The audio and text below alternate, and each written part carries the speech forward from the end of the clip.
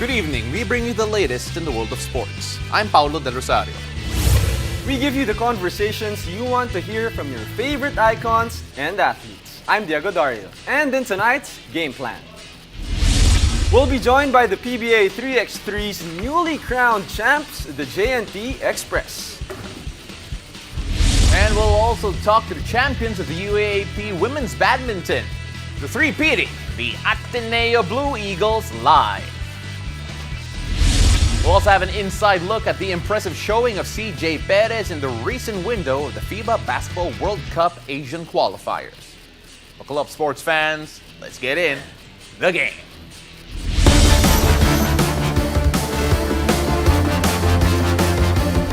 There's a new champion in town as the JNT Express dethroned the TNT Tropang Giga in the PBA 3x3. Now with us to talk about their gold medal rush is Keith Datu, Robin Ronyo, Joseph Cedorifa, and Coach Ryan Monteclaro. Gentlemen, welcome back to the game. Thanks for having us. Last time we had them Oo on the nga show, eh. Pao. Oo, It was their go. first conference. We welcomed them. Ngayon, a few months after, champions na agad, Pao. And Champions. some people may have called And it. you no? called it, Pao. You Some called people it. may have Sabi mo, called it. the next time you guys will be here, champions. Champions na, syempre. Because that's the only reason why they come back anyway. Pero ito, Coach, unang-una, it has been a wild journey, syempre, of learning and having to teach yung 3x3 basketball. Anong masasabi mo sa performance nyo so far at yung growth nyo as a unit, culminating sa title na to?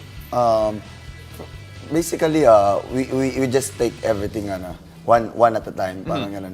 We started from, developing the chemistry within the players, and like what I said before, we have a champion caliber players. It's just a matter of, picking up at the right time, and then yung patience with each other. So, luckily for last leg, yun na yung right timing for us. And syempre, that's coming from one of the 3x3 legends dito sa Philippines, si Coach Ryan. Now, let's move over kay Joseph. Si Joseph, bagong team mo to. Matagal ka na rin sa 3x3. Nakita kita sa practice sa Meralco before.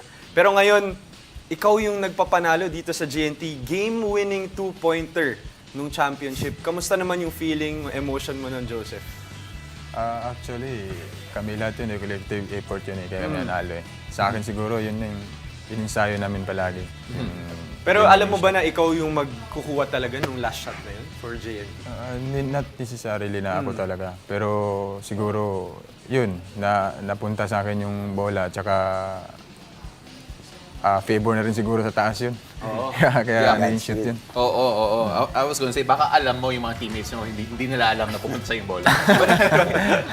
Keith, obviously, beating a team like TNT who have been dominating the 3x3 circuit in general, what does that say about this group, this collective that you guys have, knowing that you can take out the TNT Tropang Giga and hopefully do it again in the future? Yeah, every day we're growing, improving, and we trust each other on the court, and we're building that chemistry, hoping to keep growing and win more championships. Well, Robin, ikaw, since college pa, you were known for your defense. Yeah. Kumbaga, offense is bonus. And that's what you did in that championship run of yours. Focus talaga on defense. In trying to stop Almond Vosotros, alam ko medyo mahirap, pero you guys still won it. Kamusta naman yung experience mo defending all the guys dito sa 3x3? Well, kasi as a team talagang focus talaga namin is yung defense talaga eh. So sa akin naman, kung saan ako makakatulong sa team, gagawin ko yung mga little things, yung mga pag-defense sa scorer, syempre yung mga hustle, mga rebound, yan. So nagsama-sama kami dito, nagtulong-tulong para makuha ng championship. Kumbaga, walang bumitaw sa amin. Kaya nakuha namin championship noong leg 2. And Joseph, syempre, it's one thing to win a leg title. Pero syempre, you want to get more and more and more. At yung susi doon, consistency. You have an idea of what it takes to be consistent dito sa 3x3. So, what does JNT need to do to get that type of consistency? Maybe discipline. So, disiplina kami sa ensayo namin. Kaya, susunod lang kami kay Coach Ryan kung ano yung game plan niya siguro. So, yun lang siguro yung... So follow Coach Ryan. Yan yung sagot doon. Legend nga yan, yung 3x3 legend nga yan eh. Pero Coach Rai, since napunta sa'yo yung discussion natin, Coach Rai, how sweet was it to dethrone TNT? Because nakalaban nyo na yung TNT sa finals before, you even quarterfinals, and lagi kayong natatalo sa TNT. how does it feel na finally ngayon, natalo nyo na finally in the finals itong TNT, Coach Rai? It's like getting something over our back. Parang, di ba, for three finals appearance namin, yung dalawa doon talo kami sa kanila. And then yun, parang it's more of a breakthrough for us as a team. And yun, the consistency will come after that. So, sobrang sarap, especially for me. It took me like, as a player din, naglaro pa ako last season. So, as a player, it took me around 19 legs before I finally won one. So, sobrang sarap and we're gonna enjoy it for sure. Pero yun nga, at the end of the day, the marathon continues nga, yun nga in term. You know, given that, since I mentioned it took you 19 legs to actually win a title in the past, kumusta naman yung feeling winning as a coach kumpara sa player? Ano din parang it's similar as a player for me. Parang kasi, like what I said, that's my first championship. And yun, with Kit also, si Jeric din. It's something na you look forward, parang nadadating. And then when you win one, parang you want more. You want more. You want more. Oh, you have to be Ganun. greedy. Yeah. Well, let's talk to Keith. Keith, 3x3 is a little bit new to you, but now you kind of adjusted already with the 3x3 game. But let's talk about TNT specifically. When you knew it was going to be against TNT, was it like, were you intimidated a little because you haven't beaten TNT in a long time? Or was it more of like a rivalry? Okay, it's time to beat you guys right No, now. I was definitely excited. Yeah. A word we use in practice a lot is bawe. Trying to yeah. get back at them, and nice little rivalry that we created. Yeah, you said it perfectly, by the way, and complete with the accent and all, but we love that. But it's talking a bit about your experience here, because obviously, as we mentioned a while ago, you're getting used to the 3x3 game. I feel that you're getting more and more comfortable. Personally, what do you think the team needs to do, on the court in general, to make sure that this is a start of a good run and not just a flash in the pan? I like to think of it as the only way is up, and we can continue to trust each other, and in practice, always turn it up a notch, always try to improve 1% better every day.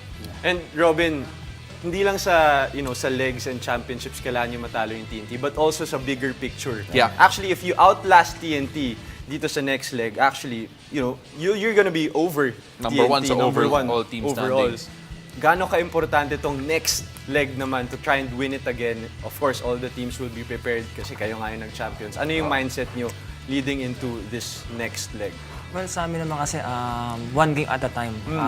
Siyempre, day one, elimination yan siyempre, mas focus namin day 2. Yun yung laglagan yung playoff talaga. So, well, kung darating sa amin ulit to, so kaya i-grab namin to.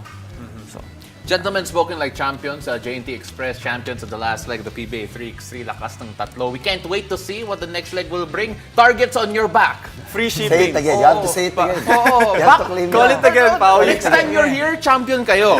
Because that's the only way we will invite you back on the show. Pero maraming salamat, guys. Good luck sa susunod nyo na leg. Congrats, Idols. Thank you. And after the break, we'll catch up with the queens of badminton in the court as Ateneo wins another UAAP championship crown. Stay tuned. You're watching The Game.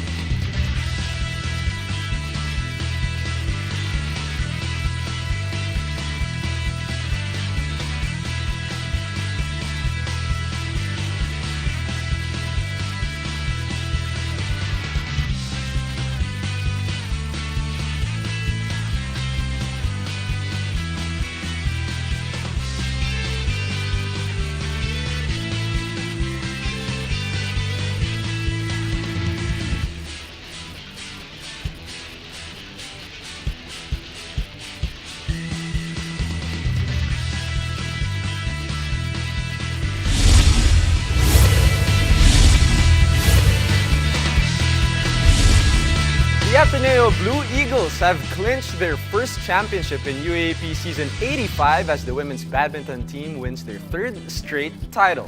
We have the honor of speaking to the champs themselves, Chanel Lunod, Gia De Vera, Missy Cervantes, and of course, Coach Kenny Asuncion Robles. Congratulations and welcome to the game. Thank you. All right, let's start off with you, Coach. I mean, that was a wild journey for you guys. Again, you defeated UP. You could say that's a rival for you guys. Battle of Katipunan. I'm from UP. You guys are from Ateneo. You know, I'll give the championship to you guys first. But Ateneo defeated UP. You guys defeated UP 3-2 last Sunday. How was that journey for you guys, Coach? Especially now, season 85, all the sports are back. It was really exciting, and we've been looking forward to it because you know, after the pandemic, everybody was looking forward to playing games and to actually participate in the UAAP, and so we were all excited and very, very happy that we made it to the finals. And then from there, we took it just one game at a time. And of course, syempre, I was going to say you can't give them the title because they've had it for 3 years. Yeah, no, they got it. They got it. They got it. It's not a rival too because UP is not winning. Also. Look, Ateneo is just very good this time. As it pains me to say, as they a Lasalle. defeated your school also, by the way. So let's move on to Chanel. Chanel Lunod, of course, for those who don't know, MVP this time around. Such And an honor. An honor to have you here. Syempre din naman, it's you as a graduating, right, if I'm not mistaken at the moment. How does it feel to cap your last year with an MVP and another title? Well, yun nga, very, very happy to be able to get it for the third time. So I'm just really, really grateful for our coaches, my teammates who helped me get here, and yun nga, wala. No words. I can't explain what I'm feeling right now. And you had to be really clutch at the end. Super clutch. Yes, I was in the deciding match, and it wasn't an easy match kasi 3 sets, and then until the end, parang sobrang close match siya. So, until the very end, parang hindi ko sure if makukuha ko siya. But I'm very grateful for Coach Kenny kasi during the interval, she was there to motivate me and remind me that that game was my last UAAP match. And yun, parang nagising ako and I wanted to win that game. Wala naman pressure. That's a strong message. I mean, Gia, let's talk about you and your experience here winning the championship. And it's against UP. UP has always been like your rivals. It's okay. It's Battle okay. of Katipunan, right? But Gia, how does it feel this time winning again against UP? For this season, it was more special and more of like a roller coaster ride for everyone. Even though that we knew that we would still defend the title and really not give it up. Butas pa rin ng karayong eh. Right. So Yeah. we had to be there for everyone, be consistent. And it's good that we still got it. Yeah. You know? And We're still Everyone was here. able to deliver. Yeah. It must feel strange kasi I know you're defending champions, but then haven't being played, at least this competition Yeah, not it's being been played for a so while. long. Oo. So more pressure, but everyone held together. So that's really nice. Missy, you are the youngest in the group in terms of experience. And when you look at what you needed to do, kasi you needed to force the decider in general. Unang-una, na-pressure ka ba? And 2, how did it feel being out there and of course eventually forcing the decider na yun? To be honest, nandun talaga yung pressure eh. And then like, hindi na siya, I mean, parang unnecessary pressure na nandun ka na sa game eh. Parang during the game, I was, parang the coaches, parang motivational message nila na parang, you have to be the heroes in today's match. So parang, from there, talagang nag-boost yung confidence namin ng partner ko to clutch and get that win. And the heroes in today's match. And they were all heroes, Pao. And Can yeah, I Chanel. just say na we're really super grateful to Coach Kenny kasi she knows what to say to the players to be able to motivate them and parang gisingin sila to really win the match. And since Chanel mentioned that, Coach, let's talk about where you got those words to motivate these players and eventually winning another championship for Ateneo. It's because I know them really well. It's because we have so many conversations and we've had a lot of discussions on how we want to play the game, the different kinds of pressure. So I think it's easier that way, knowing them personally, Yeah. knowing what motivates them. Because it can go both ways. It could be pressure and they could just break from the words that you say. So it's very important for a coach to know their players on a personal level. On that note, Coach, I'm now very, very curious. I'm gonna ask, I don't know who to ask. Shannon, I'm gonna ask you. Throughout the season, since it now seems like Coach has a lot of quotes that everyone will remember, at least you personally will remember, what was one thing that Coach said to you that really stuck with you throughout the entire duration of yung preparation nyo and even all the way to the final match? One thing I remember and one thing na lagi ko talaga siyang ina-apply is just taking each game a point at a time. Kasi looking at the game, parang overwhelming if you think about how you need to get 21 points per set. So if you just focus on 1 point at a time, you know which gameplay to play per point, and then mas madali siya. So it's easier to win the game. And Chanel, that's the mental aspect also of Yes. the game of badminton. And I think you also talked about that in one of your interviews. You said that season 81 was one of their biggest win as a UAP because you bounced back after losing a championship the year before. But is this more special than that year? It might be more special because actually no, it's different kasi that year we were really underdogs naman. Yeah. This year parang coming from the pandemic, parang 2 years walang UAP. It was parang we knew that everyone was out to get the title from us and Yeah. we really had to defend the title. And yun nga, parang for me, I'm really, really grateful na I was able to end my career this way. So, yeah. And speaking of that, and on that note rather, we'd like to thank you all for coming over kasi syempre, third straight championship for Ateneo for women's badminton. I know we made a lot of jokes here about UP and Lasal not being in the races, pero grabe talaga. They deserve all the praises. Maraming salamat. Congratulations on a great career sa UAAP. Coach, and then congratulations for all of it. And I can't wait to see what you two have left in store in the future. Coach is from UP. Let's see! Let's see! Coach is from UP, by the way. And me as a Lasalian, I'm watching on the side. Maraming salamat, girls. Blaming it. After the break, we'll dive deeper into the return of CJ Perez to the national squad in the recent window of the FIBA Basketball World Cup Asian qualifiers. Stay tuned. You're watching The Game.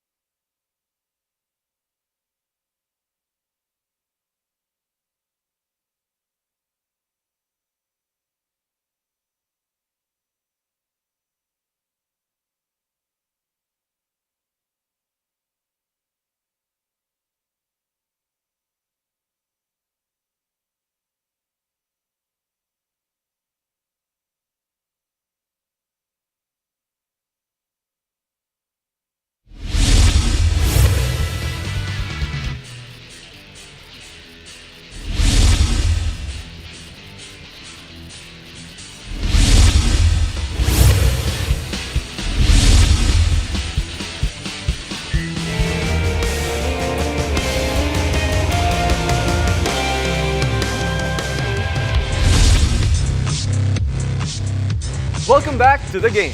After winning his first PBA title, CJ Perez made a triumphant return to the national squad. Let's take an inside look at the Predators' performance in the recent FIBA Basketball World Cup Asian qualifiers.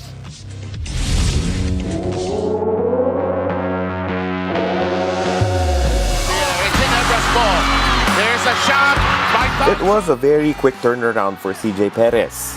Fresh from the San Miguel Beermen absorbing a tough 97-96 loss to Barangay Ginebra, only one night passed before he had to be in the same team with Jamie Malonzo, Japet Aguilar, and Scotty Thompson, the player who scored the winning basket against them.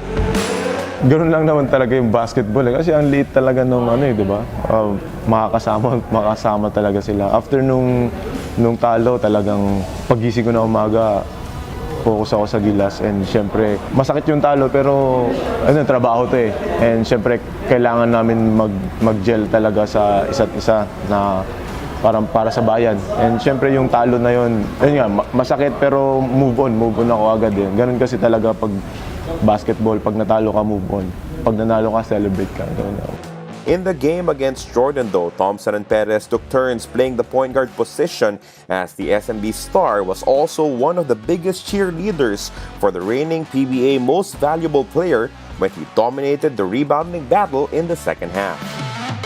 Magkatabi kami nila 30, sobrang hype namin. Sabi ni 30, tignan mo, kalawit yan. So, totoo, nangyayari nga, syempre, alam naman natin si Scotty, mga ganung bagay talagang nagagawa niya. Pero mahirap para sa height niya, di ba? Sobrang happy for him na, alam mo yun, kahit anong mangyari, hindi talaga siya namimili kung anong gagawin niya sa loob ng court. So, there is a much different vibe in the team right now, quite far from where it was in the past windows. Perez admitted that he also felt bad for Gilas during their struggles.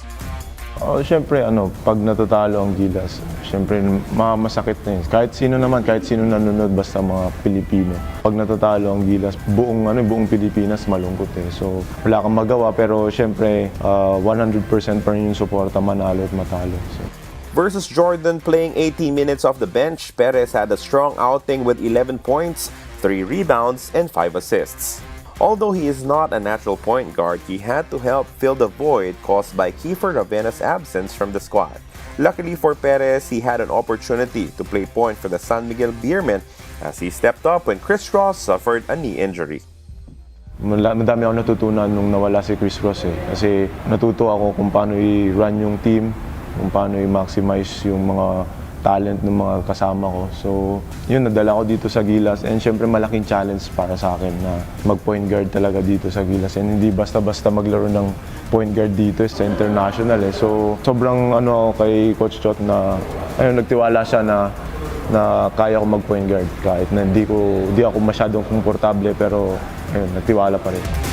Perez was part of the Gilas squad that saw action in the FIBA Basketball World Cup 2019 in China. Now, he will be a big part of the pool moving forward as the team prepares for 2023. Actually, pag sa Gilas talaga, hindi ako nagdadalawang isip na pumunta at mag-commit talaga sa Gilas. And syempre, ginagawa ko to hindi lang naman para sa akin, syempre para sa bayan. And syempre, malaking opportunity, syempre experience din para sa career ko. So, ayun, sobrang grateful ako lagi na natatawag nila ako dito sa Gilas. For him though, the biggest difference is the confidence he's bringing into the team after picking up his first PBA championship in the Philippine Cup with San Miguel Beer. Siyempre nadagdagan yung kumpiyansa ko sa sarili, lalo sa basketball talaga. Yung experience ko sa championship talagang yung kumpiyansa sobrang umapaw, pero kailangan natin maging humble kasi kailangan yun sa basketball eh. And ayun nga, nadadala ko dito sa Gilas, parang hindi ako ilang maglaro. Dito sa international, sobrang hirap maglaro, pero yung galaw hindi tentative. So ayun, sobrang happy and grateful na nakapanalo ko ng championship and nakakatulong sila para sa akin.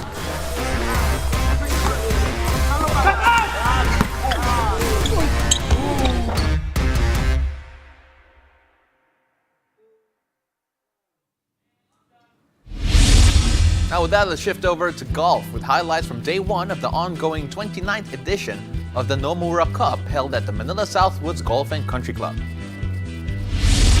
After the first round of the 72-hole tournament, 10-time winner Australia tops the leaderboard with a combined score of 135, bannered by Jack Buchanan and Kinton Crocker. Singapore comes in second at 137, led by James Leo and teammate Ryan Ang, who combined for 7 under par. Nipping at their heels, Chinese Taipei and Japan, who are tied at third with a combined score of 138, followed by Thailand with a score of 139. As for the host country, the Philippines, our national team is currently tied at 6th place alongside Korea, New Zealand, and Malaysia. Philippine team captain Christopher Arevalo scored a 2 under par, while his teammate Kobe Rolida scored a 1 under par. And that's it for tonight. Thank you for joining us. I'm Diego Dario. I'm Paolo Del Rosario. This has been The Game.